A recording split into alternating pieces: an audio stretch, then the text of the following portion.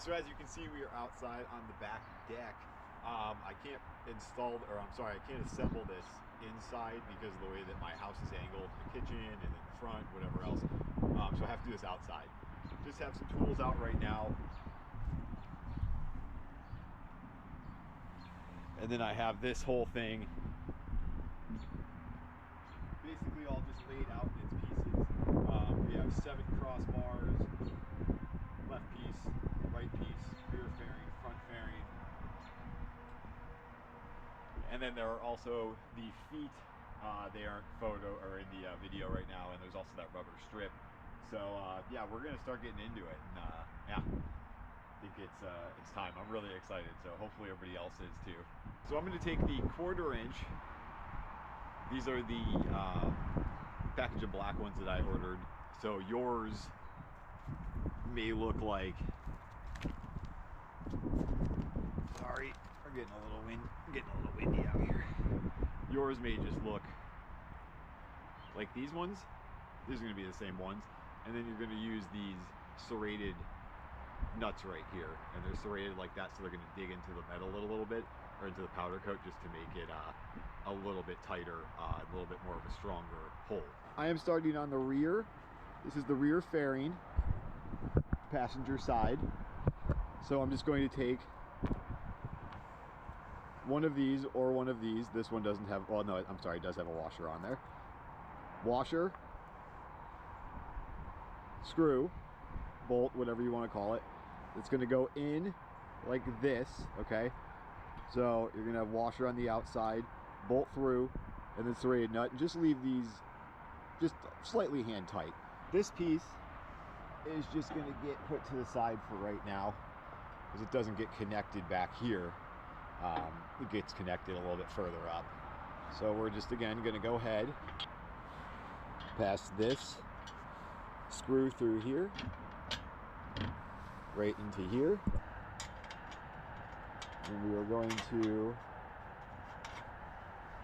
take the nut, just boop, boop, boop, boop, boop, right to there. And again, this is kind of just eccentric the way that it's cut. So this is to allow for it to be adjusted at one point. We're just going to go ahead and do that. All right. Don't go anything crazier with that. So we have 6 screws right here, and then we have 6 nuts right here, 3 for either side. So we're going to go ahead and do that right now. Sorry about any wind noise as well, and the road noise.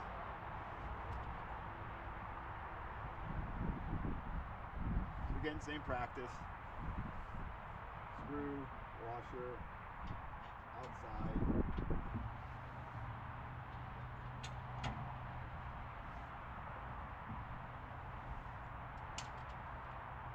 Once again, you're leaving all of these just hand tight because you're going to adjust the fairing, and also you kind of want to leave it loose because it's going to kind of need to fold up a little bit for you to get that rubber strip in there, but we'll get to that. By the end of this, you're going to be an expert, or possibly not, I don't know. You'll just to do it for all the GX460s in town, all 7 of them. There's a big old hawk back there. If you're gonna be doing this by yourself, this is gonna weigh like 40-something pounds.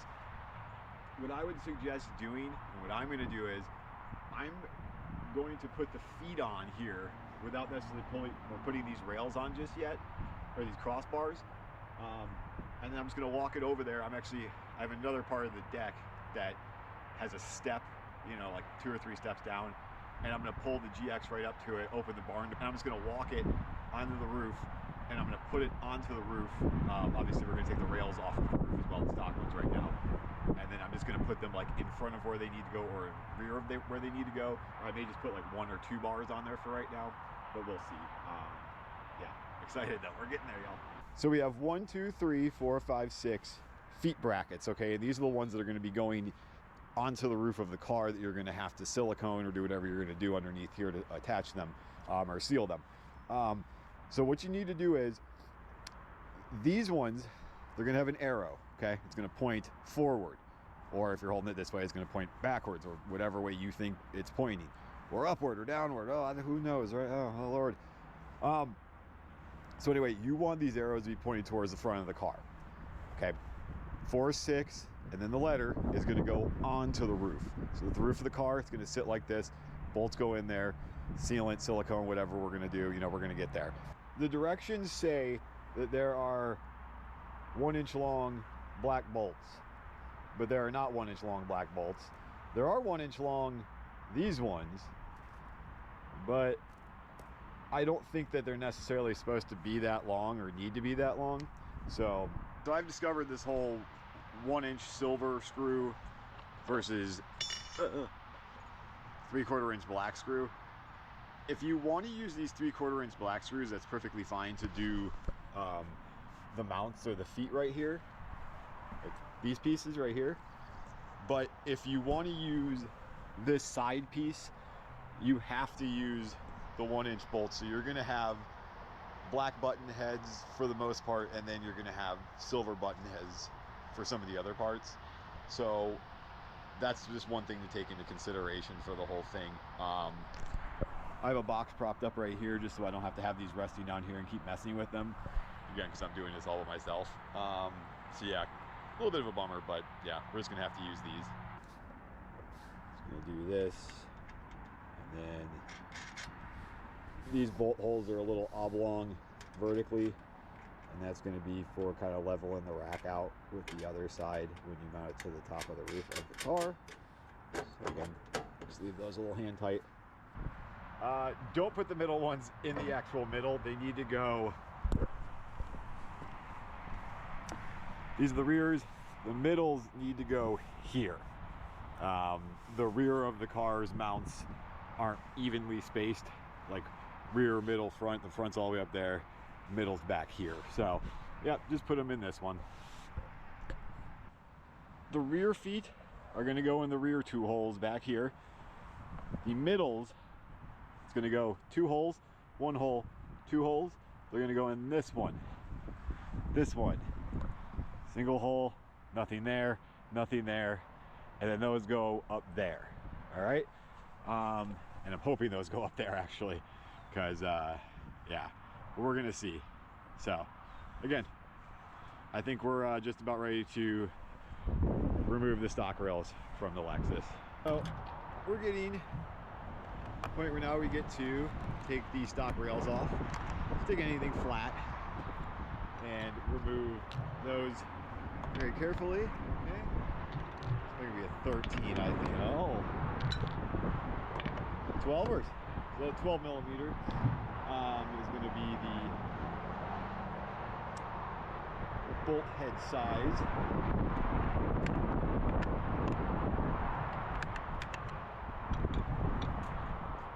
Again, just be very careful with those. Depending how old your GX is,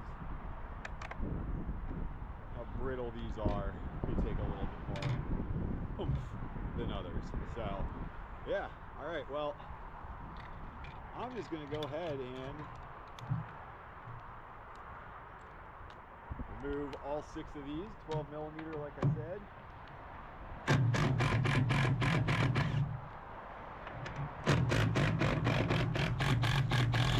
Where you live, conditions that have been. Oh yeah, look at all that junky junk. So I just have Dawn and water mixed together in there, or as Chris Fix would say. Is Chris Fix still relevant? Is he still around? I think he would be. He should be at least. Or he's the soapy wooter. So just grab some soapy wooter or something like that. Just clean this all out. Then for the passenger side or the other side, opposite of what you just did, repeat.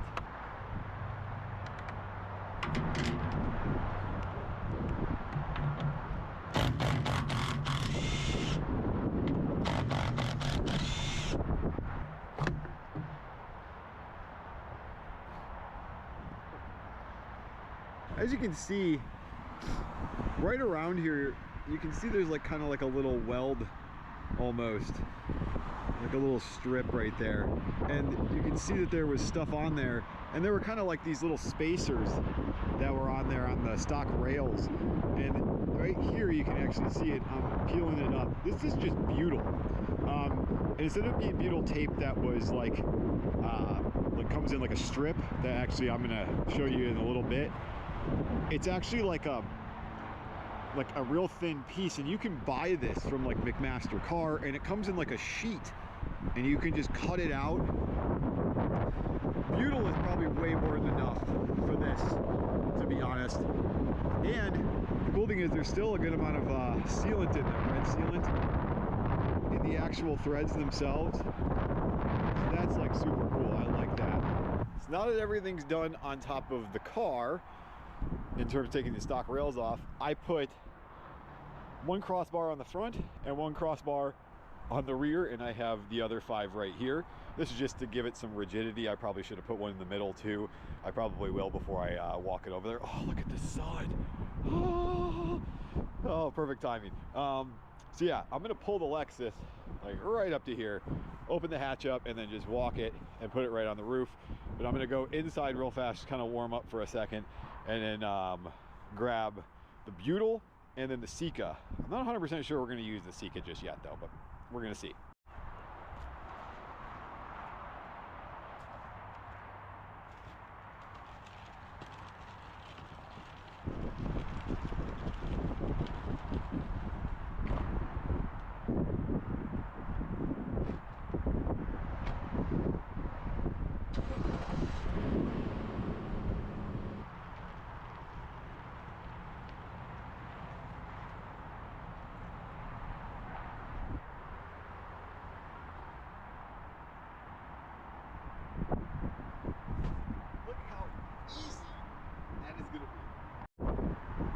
Okay, so I was initially going to use the Sika, but instead I think I'm going to use this 3M Scotch Seal. I don't know if you can see that.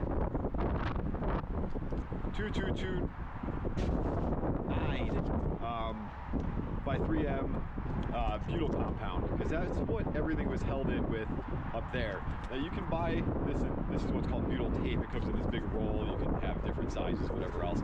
I bought this from McMaster Car. Again, Scotch Seal 2229 by 3M. And I think I'm going to use this because I'd really like to be able to not have to have silicone on the roof. Now thankfully the Sika is really, really good silicone. It's not corrosive, anything like that, but there wasn't any type of sealant up there. There was just butyl, and then the threads have thread locker on them on the bolts.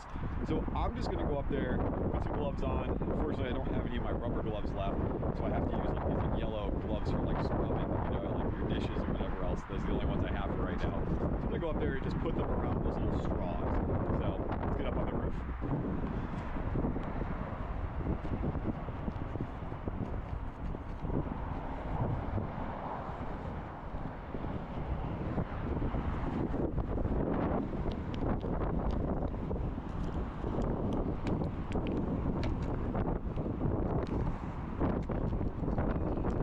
Sorry about the wind, everybody. Like,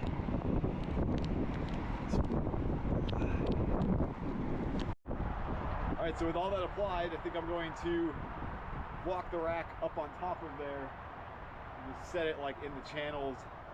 Try to be very careful with it, obviously. And I'm going to do it with the lunch lady gloves on.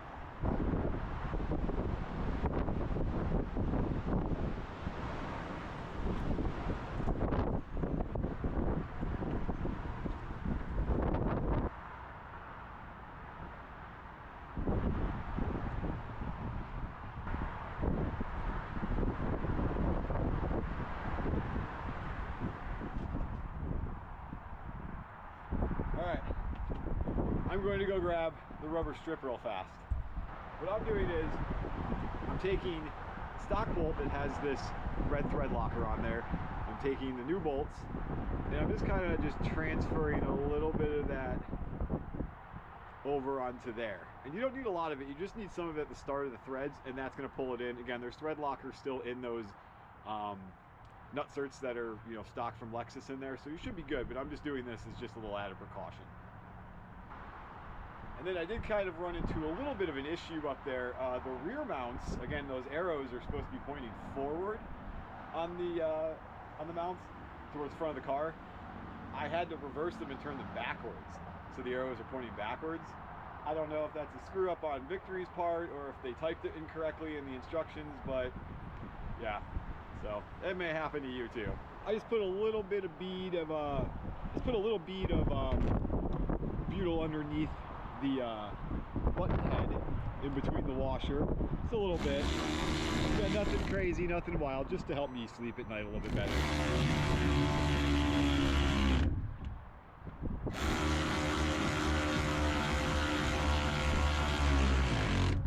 I'm going to go through and hand tighten them as well with the ratchet, but just for right now to expedite the process. All right, we are officially attached to the roof now. It's kind of crazy.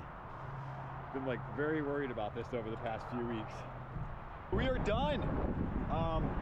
Yeah, I just had to go through, put all the crossbars on there, tighten everything up with all these little button screws. Again, missing these black ones. These are supposed to be black, so I'm going to contact Victory tomorrow and just see if maybe they can't send them over to me, or if worst comes to worst, I'll just go buy my own. But yeah, so I cut the front fairing rubber gasket right there where it curves, and then the excess I used for the rear, just like they tell you in the instructions. Yeah, so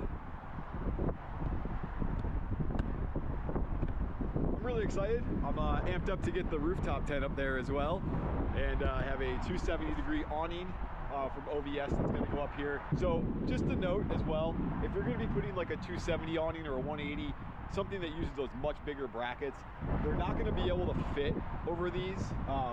There's that little lip right here, so they're going to kind of sit up like this. You can get spacers on Etsy and eBay and other things like that, but the best thing to do would probably be to buy the Victory 4x4 270 and 180 awning mounts. There are also other companies that make racks like these that are 2x1 crossbars. Those may work as well. Again though, the other ones will not work without spacers. So a little bit of a bummer, but I kind of knew that going into it. But again, yeah, I'm excited. This is my OVS rooftop tent as well.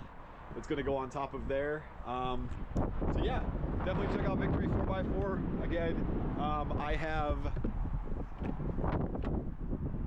the front moles as well as the rear moles. So just kind of wanted to keep it in the Victory 4x4 family. Again, comment, like, subscribe. I'm going to be doing a bunch more GX460 stuff this summer. Summer is coming, everybody, all right? It's been a very long winter.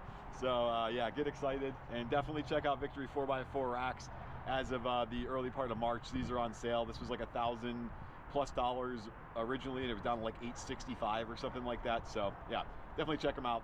Thanks for watching. Hopefully this helps you all out, and yeah, have fun.